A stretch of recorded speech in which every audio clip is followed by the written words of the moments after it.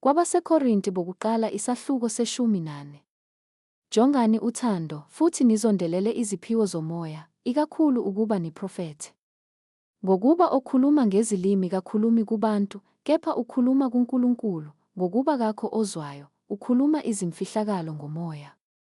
Kepha oprofethayo ukhuluma kubantu kube ngukwakha, nokududuza, nokuqunga isibindi. Okhuluma ngezilimi uyazakha yena, kepha oprofethayo wakha ibandla.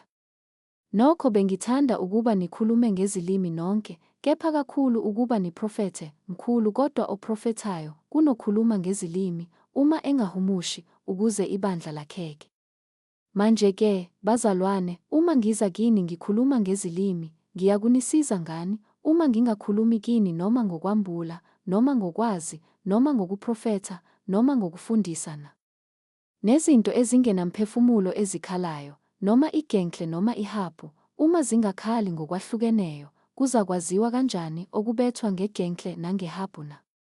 Ngokuba uma icilongo likhala ngezwi elingaqondakaliyo, ngubani oyakuzilungiselela ukulwa na? Kanjalo nani, uma ningakhiphi izwi elichachileyo ngolimi, kuzakwaziwa kanjani okukhulunywayo na? Ngokuba niyakube nikhuluma emoyeni. Kukhona izinhlobo noma zingahle zibe zingaki zokukhuluma ezweni, kepha alukho olungasho okuthile. Ngakho-ke uma ngingakwazi okuqondiwe ngokukhulunywayo ngiyakuba ngowezizwe nje kokhulumayo, nokhulumayo abe ngowezizwe kimi. Ngokunjalo nani, lokhu nishisekele iziphiwo zomoya, funani ukuba nibe nazo kakhulu, ukuze kwakheke ibandla. Ngakho-ke okhulumayo ngezilimi akhulekele ukuba akuhumushe. Ngokuba uma ngikhuleka ngezilimi, kukhuleka umoya wami, kepha ingqondo yami ayinasithelo. Kunjani pho? Ngizakukhuleka ngomoya, ngikhuleke nangengqondo futhi, ngizakuhuba ngomoya, ngihube nangengqondo futhi. Uma kungenjalo, nxa ubonga ngomoya, lowo osesikhundleni sabangafundile angasho kanjani ukuthi amen ekubongeni kwakho na, lokhu engakwazi okushoyo? Ngokuba nempela ubonga kahle wena, kepha lowo omunye akakhiwa.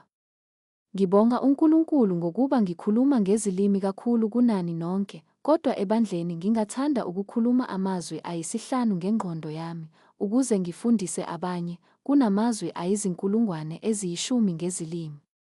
Bazalwane, ningabi ngabantwana ngengqondo, kanti ebubini nibe yizingane, kepha engqondweni nibe ngabakhulileyo. Emthethweni kulotshiwe ukuthi, ngabantu bezinye izilimi, nangezindebe zabezinye izizwe, ngiyakukhuluma kulesi sizwe. Kepha noma kunjalo abayikungizwa, kusho iNkosi. Njalo-ke izilimi ziyisibonakaliso kwabangakholwayo, kungesikho kwabakholwayo, kepha ukuprofetha kuyisibonakaliso kwabakholwayo, kungesikho kwabangakholwayo. Ngakho-ke uma ibandla lonke libuthene ndawonye, bonke bakhulume ngezilimi, bese kungena abangafundile noma abangakholwayo, abazukuthi niyahlanyana. Kepha uma bonke beprofetha, kungene ongakholwayo noma ongafundile, uzakuhlatshwa yibo bonke, ahlulelwe yibo bonke, okufihliweyo kwenhliziyo yakhe kuyadalulwa, njalo uyakuwa ngobuso, akhuleke kuNkulunkulu, aqinise athi, impela uNkulunkulu ukhona phakathi kwenu. Kunjani pho, bazalwane? Uma nibuthana, yilowo nalowo uba nehubo, noma isifundiso, noma ukwambula, noma izilimi, noma ukuhumusha. Konke akwenzelwe ukwakhiwa kwebandla. Uma-ke umuntu ekhuluma ngezilimi, akube ngababili, bangadluli kwabathathu, badedelane, omunye ahumushe, kepha uma kungekho ohumushayo, kathule ebandleni, azikhulumele yena yedwa nakuNkulunkulu. Abaprofethi-ke, kukhulume ababili noma babe bathathu, abanye bakuhlole. Kepha uma kwambulwa utho komunye ohlezi khona, kathule owokuqala. Ngokuba ningaprofetha nonke abanye ngabanye, ukuze bafunde bonke, balulekwe bonke, imimoya yabaprofethi ithobela abaprofethi, ngokuba uNkulunkulu kasiye owesiyaluyalu kepha ngowokuthula. Njengokuba kunjalo emabandleni onke abangcwele, abesifazane mabathule emabandleni, ngokuba kabavunyelwe ukuba bakhulume, kepha mabazithobe, njengokuba usho njalo nomthetho. Uma-ke bethanda ukufunda utho, mababuze emadodeni abo emakhaya, ngokuba kuyihlazo ukuba owesifazane akhulume ebandleni. Konje izwi likaNkulunkulu laphuma kinina na?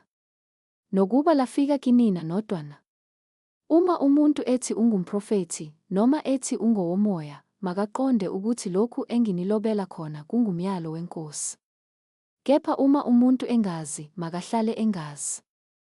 Ngakho-ke, bazalwane bami, zondelelani ukuprofetha, ningakuvimbeli ukukhuluma ngezilimi. Kepha konke makwenziwe ngemfanelo nangenhlelo.